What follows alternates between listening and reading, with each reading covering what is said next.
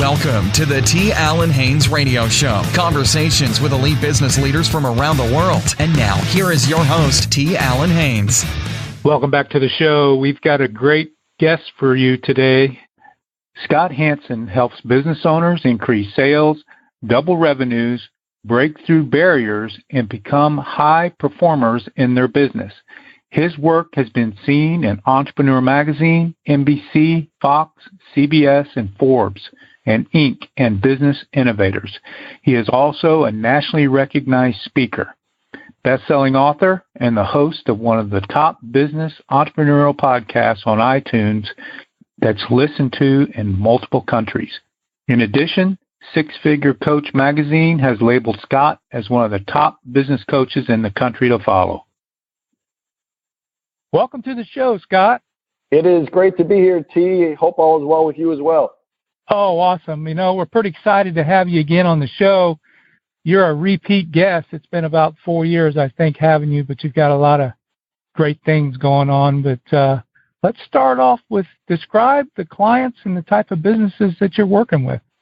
Yes, so for the last 5 years, going on 6 years now, I've been able to help a lot of small business owners increase revenue and grow profits within their traditional businesses.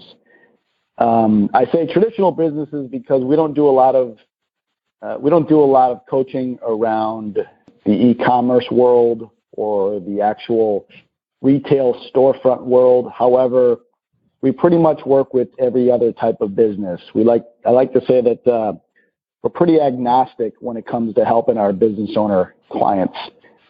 Usually the target audience is anybody that's doing $500,000 per year in gross revenue, all the way up to 10+ million per year in gross revenue. Awesome. So these businesses are actually, does every business need leads or needs, referrals and things like that? Is that what you're talking about? Yeah, it's exactly. So really what we do is we help them position their business for growth.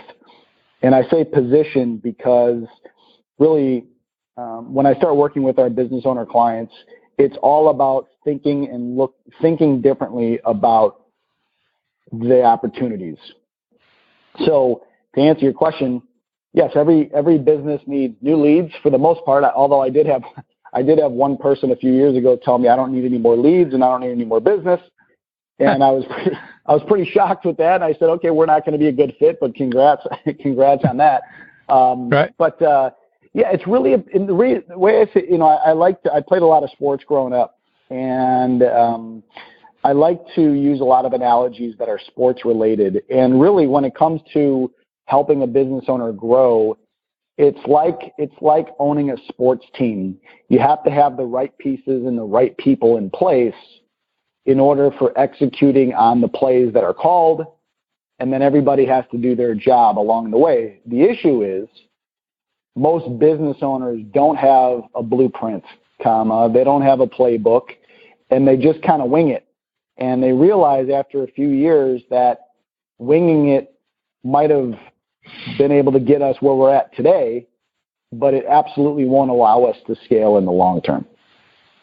Excellent. I know you and I met in Houston about 4 years ago, and you run a successful podcast called The Success Hackers. But give us a little about how you got started in this business. Yeah, good memory. Yeah, had the opportunity to see you in action, which was great, and obviously develop a relationship both personally and professionally. So it's good to be back on your show. And I got into this business because I was, prior to coaching for about 19 years, I was in the sales and sales leadership space and working for corporations. And although I had success in my roles, I just knew that there was something missing. And I call it the nudge from above. And I would continue to get the nudge from above. And that nudge, I wasn't exactly sure what that nudge was supposed to be for or what it really meant. But at the end of the day, it just kept nudging me. And as I progressed throughout my career, I noticed that nudge was getting more prominent and more prominent. And I always wanted to add massive value to people's businesses and people's lives. And I just didn't know how to do that.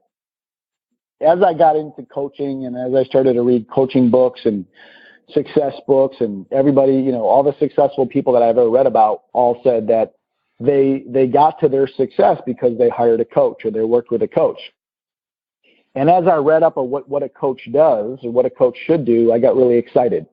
For the first time in my life, I got super fired up and super passionate about this thing called coaching, or the possibility of coaching. Mm. So as I came out of the corporate space, a mentor of mine said to me, well, there's a lot of coaches out there. How do you plan to stand apart from everybody else? And really, without even hesitating, because of my experience, I said, well, I'm good at what I do, and I bring a lot to the table. And he looked at me, kind of slanted his head a little bit to the side and said, yeah, that's not good enough. And then he walked away. And I said, oh my God, I guess, I could have been really upset, and thank you for being such an awesome, inspirational mentor. Or I could have really took what he said and applied it, which I did. And it's the same mentality that I coach our business clients on, which is you have to think differently from the competition. How do you stand apart from the competition? Mm-hmm. And so what I personally did, T, was I took what he said to heart, and I said, how do I position myself maybe a little bit differently from everybody else? So I came up with this thing called a podcast, and I was just begging people to come on my show, everybody who's an entrepreneur and business owner, to come on the Success Hackers podcast. Well, we're very fortunate 5 years later, and we have listeners in over 18 countries, and we now have 500,000 downloads on iTunes and all kinds of reviews and ratings. But I had to start somehow. And in addition to that, I also, if this will be now my second book, I also write for Entrepreneur Magazine, and I also speak both locally and nationally. So I share that with everybody simply to say that I didn't do this I'm not telling you this to be braggadocious, but I'm basically taking my own medicine, and I'm basically heeding my own advice to say, when someone introduces me at an event, and they can introduce me of where my work has been seen and from an authority play, rather than just, here's business coach Scott Hansen, come on up to the stage, it's a completely different level of listenership. It's a completely different way of reaching my audience, because when you have that authority behind your name or your business, the listening is a little bit different. Absolutely. And that was probably the best thing that coach could have told you. Yeah, the hard knocks. Yeah, he lit that fire under you, and it reminds me last night, I don't watch much TV, but I like America's Got Talent. And there was a guy on there last night that he performed, and the guy said, it wasn't your best. And he said, well, wait a minute, let me do one more thing. And he did one more thing and just blew him out of the water. He said, see, I told you, you didn't give me your best. Right. So right. Great. Thanks for sharing that with us. Yeah, thanks. Absolutely.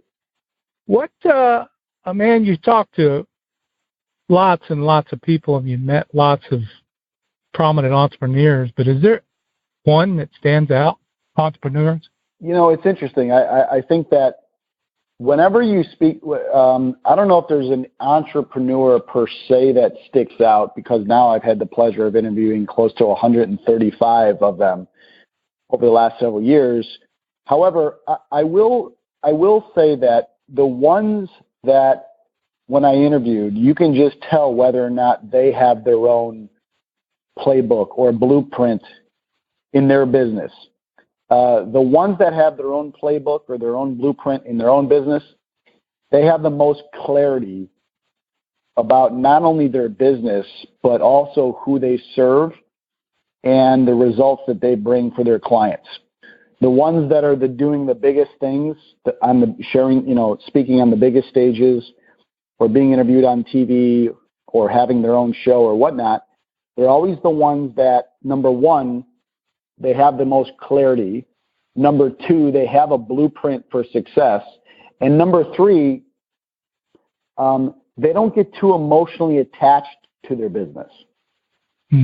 So although that's not easy to do, the ones that create the most wealth in business are the individuals that again don't get really emotional about their business.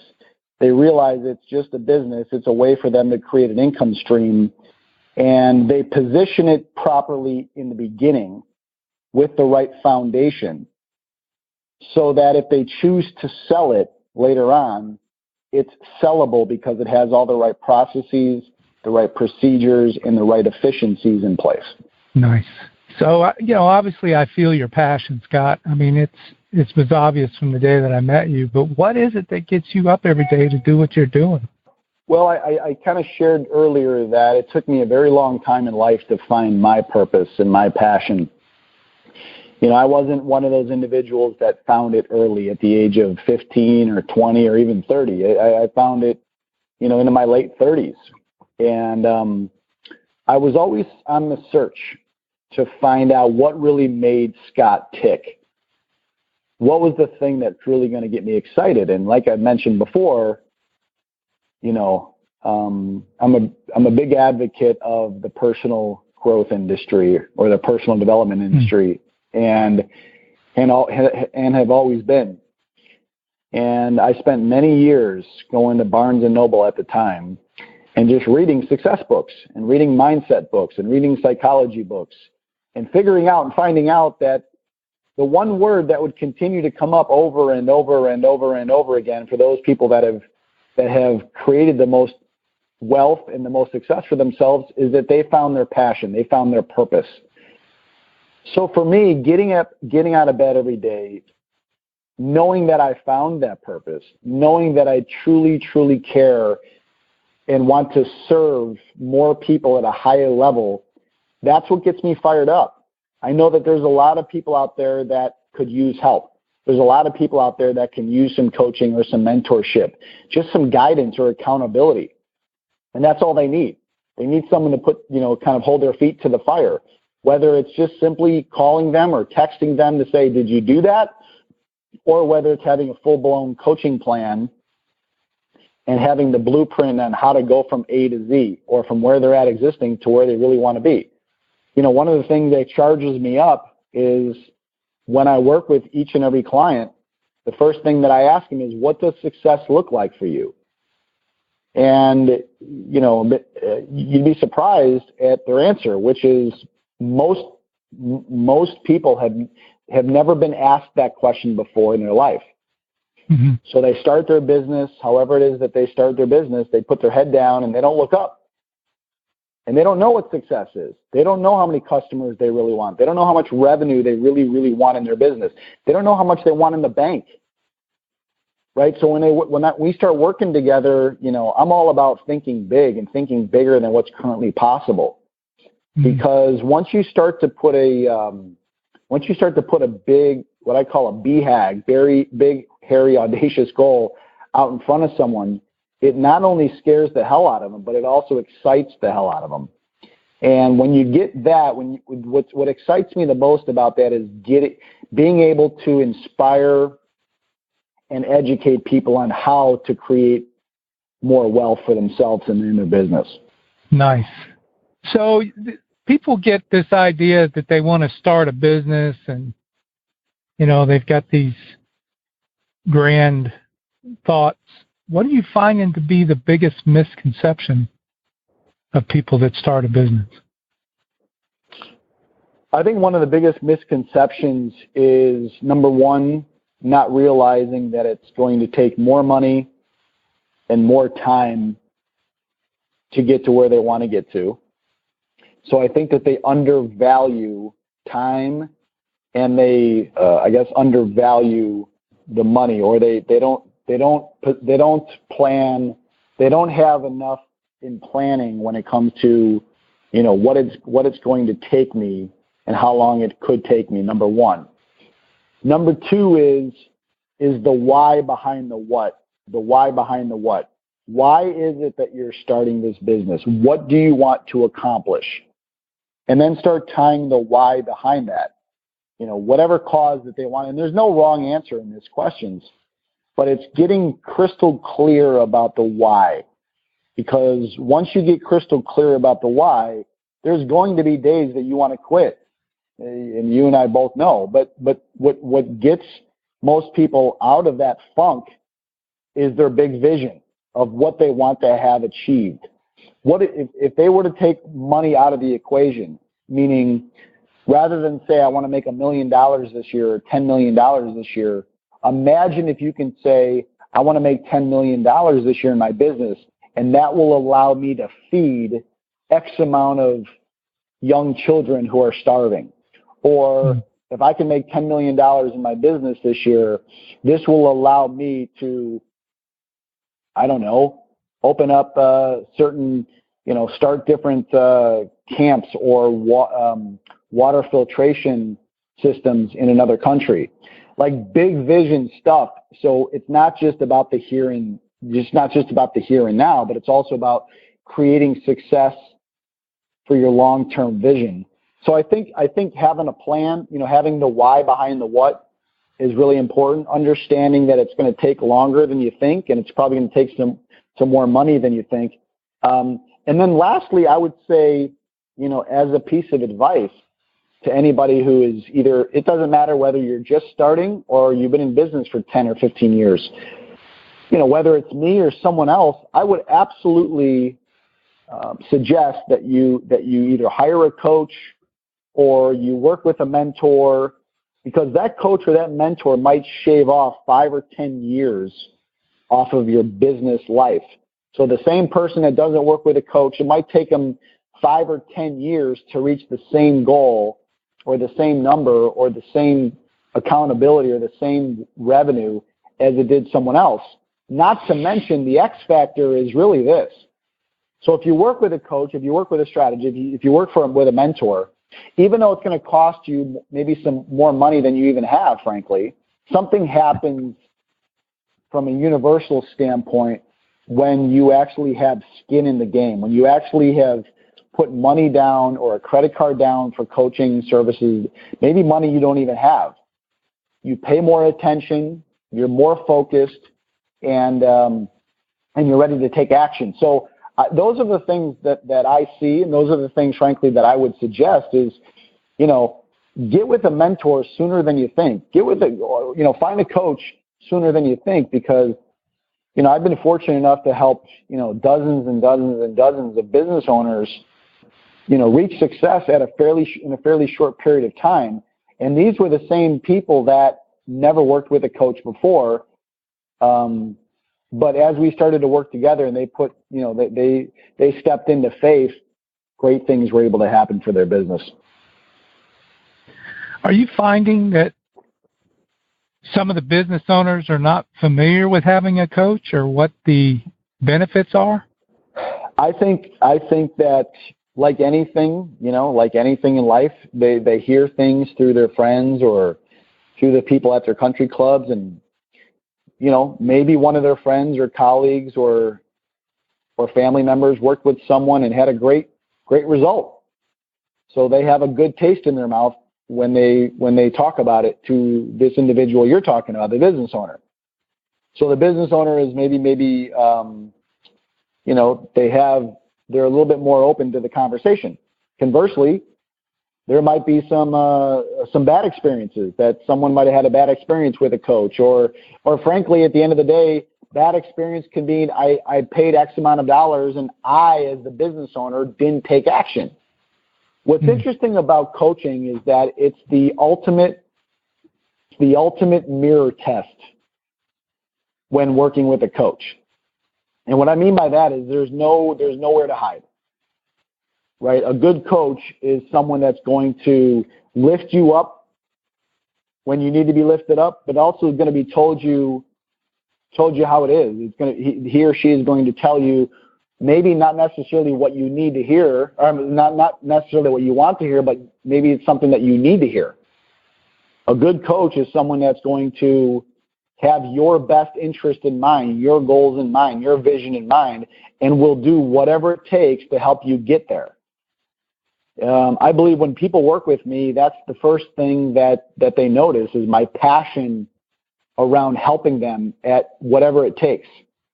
Had several times when a business owner would have worked with a coach in the past, a completely different coach, and then they come over to, start working with me because they got referred by a current client of mine. And I'll hear things like, well, this coach was really nice and they're very passive and super, super friendly, but, we didn't get a lot of results working with them. So, I'm of the belief that, it's time to pick people, when it's time to pick people up and give them praise, there's a lot of praise that I give in my coaching, but there's also times when it's my responsibility to hold themselves accountable to get to that new level of success. Awesome. Great response. So share with us a success story on how you've helped someone turn it around or get them from point A to point B. Yeah. So there's been quite several, but I'll share one with you that has recently happened last year. And I was working with a general contracting client for about 2 years. And this individual was doing a couple $100,000 in gross revenue. And we started to work together, and I started to help him position his business a little bit differently. I started to help him think differently about possibilities that he couldn't see. We started to put together a sales process. We started to put together a conversion rate process, meaning how do we convert prospects into clients at a higher level, at a higher clip, at a more successful clip. We started to map out who should be the A players that he should interview and ultimately hire for his team. So it was a completely different way of thinking, and then of course acting as a business owner. So we started to put processes and systems in place to help him achieve those goals. Happy to report that after working together for 2 years, a little over 2 years, we helped him hit the Inc. 5000 list of one of the fastest growing private companies in the country. Nice. Congratulations. Thank you. So then we threw a party for that. We were able to celebrate and throw a party with that and all that. And I'm a big believer in you have to get attention. If you can't get attention in your business, you won't be in business for 3 years. Oh, sure. Oh, yeah. So, well, you know what I teach, so yeah, it's all about you got to celebrate, and every small milestone is a celebration for sure. Absolutely. I'm a business owner. I'm doing a couple $100,000 to $500,000 in revenue. What would be the most important thing I should think about if I want to, say, get to the $1 million level? You have to start thinking differently about your business. So rather than think of yourself as a $500,000 business owner, you have to start thinking about yourself as a $5 million business owner or more. When you ask yourself this main question, is what I'm doing right now throughout my day, is what I'm doing right now sitting here, is this activity helping me grow to 10 million? Is this one activity helping me grow to 10 million? Most of the time, the answer will be no. So number one, we have to understand that 90% of a business owner's week is spent working in the business.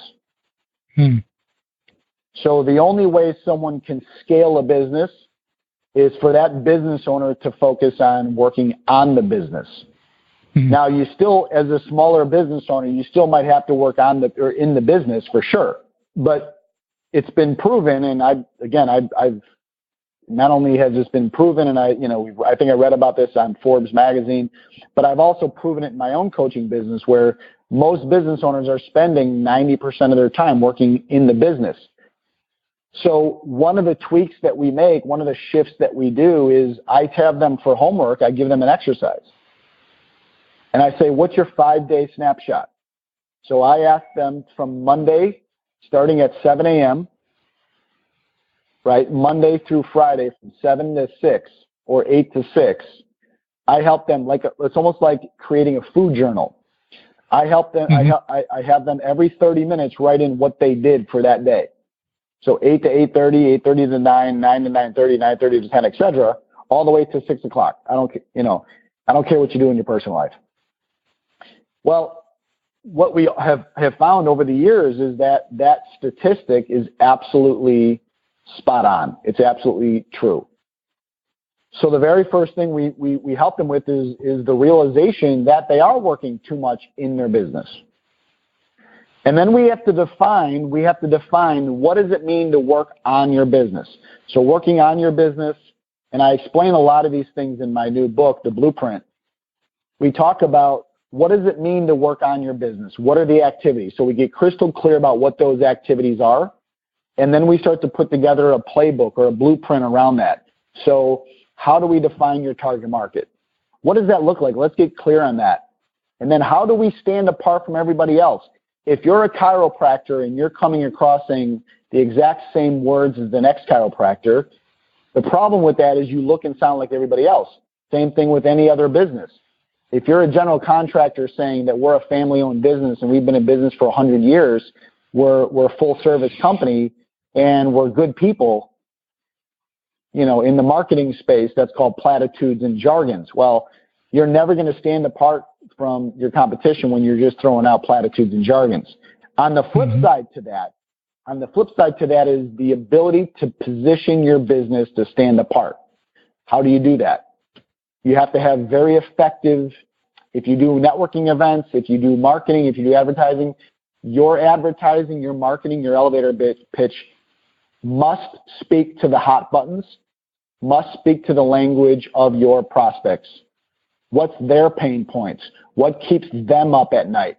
When you really get this and you start to understand the importance of whether it's a 30-second elevator pitch at a BNI, or whether it's in front of a group that you're speaking to, or whether it's an advertisement in your local newspaper, it's all the same.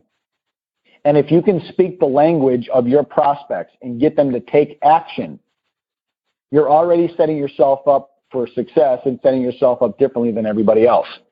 Perfect. So speaking of your book, congratulations on your new book coming out, The Blueprint. So tell us a little bit about that. So one of the things that we have found when coaching with business owner clients over the last several years is that they're doing a lot of stuff, but they're actually doing too much. So we found that business owners are actually doing too much when it comes to operating their business. They think that if I multitask, that means I'm getting more done. That means if I'm doing more activities, if I have a lot of appointments or a lot of ink on my calendar, that must mean that I'm accomplishing a lot of things. And I always say that busy does not equal productive. Busy does not equal productive. So that means we have to define busy does not equal productive. What does productive mean? And as a business owner, there are certain rules and there are certain steps to follow. So I created this book because most business owners don't have a blueprint. Think about it like this: if you wanted to build a house, and you met with an architect, and the architect started just talking about what's possible rather than showing you an actual print, a blueprint, you would run fast. So, just like an architect needs a blueprint to build to build a house. Business owners need a blueprint to build a successful business. It's the same thing in the sports world. This is why you see on the sidelines NFL coaches all these different colors and all these different schematics on their 1-sheet or 2-sheet playbook. It's no different than a business owner. So we really had we've spent some time laying down exactly what the steps are in their business and the reason why they're important. And I give at the end of each chapter, I give a coaching story, a real coaching story that has taken place from some of my clients. So it's a very quick read. It's a very easy read, but it's one of those things that I believe that business owners will get a ton of value from because it will be their go-to checklist of things that I need to do in my business. Perfect. Yeah, I've looked at it, and yes, it's very, very step by step, and should be a great educational piece for business owners, trying to get to the next level. So congratulations on that. Thank you. So, appreciate that. I'm sure some of the listeners were thinking about how can they find out more about you and possibly have you coach them? What do they need to do?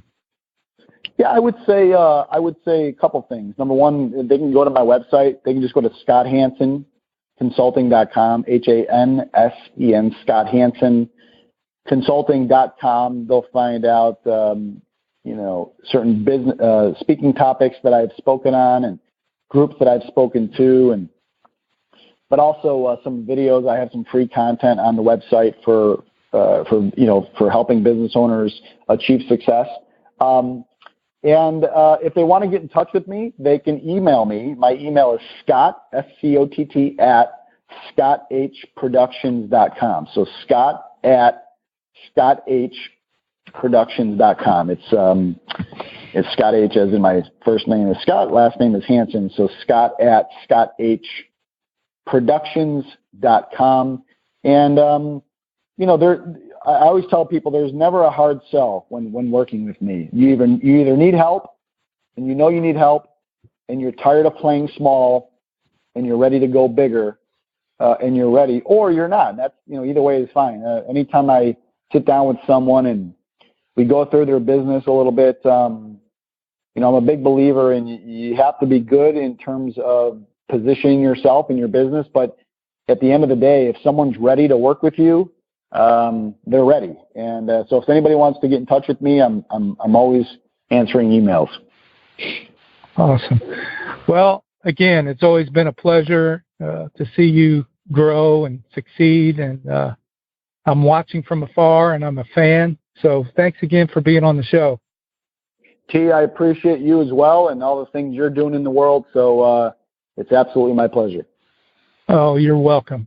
So there you have it for this edition of the show. We'll see you the next time. Thanks for listening to The Authority Syndicate with T. Allen Haynes, the show for positioning yourself as the #1 authority in your industry, quickly turning your prospects into clients and raving fans. We'll see you next time on The Authority Syndicate. Thanks for listening to the T. Allen Haynes Radio Show with T. Allen Haynes. Conversations with elite business leaders from around the world. We will see you next time on the T. Allen Haynes Radio Show.